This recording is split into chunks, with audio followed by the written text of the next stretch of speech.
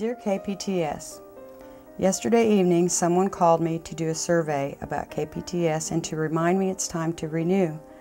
I happily agreed to renew but must wait a couple of months. I believe that a show I watched late one night may have saved my life. I'm not one to think of suicide, and believe me, if I was, I'd have been dead long ago.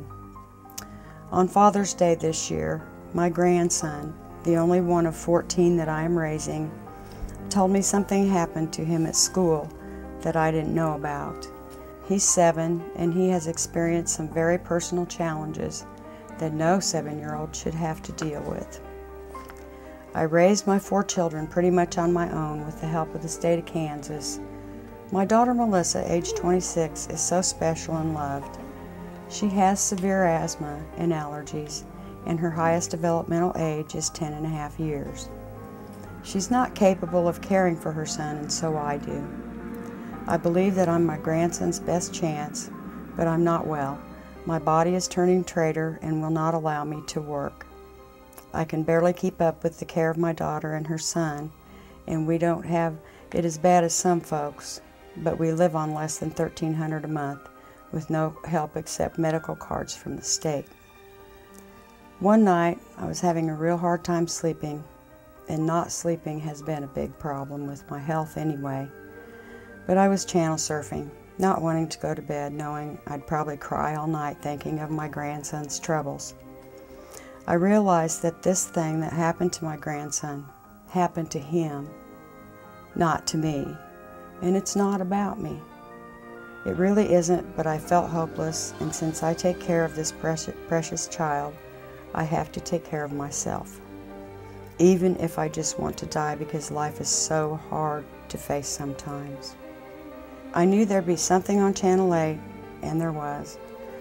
I saw a man with Down syndrome, and I sat here in my chair and watched the story about one of God's own angels.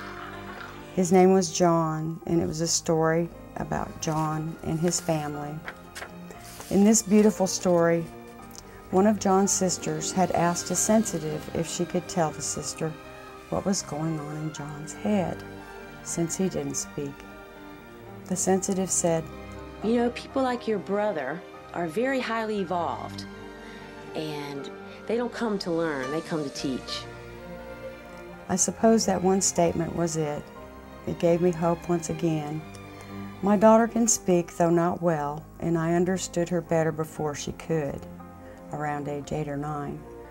I also suppose that the reason this statement meant so much to me is that I've had to step into her place and care for this child, and it helped me understand her so that I could do a better job. My grandson and all children deserve better than they get, but I'm going to do the best that I can, even if it's only for this one child. KPTS, you have inspired me once again.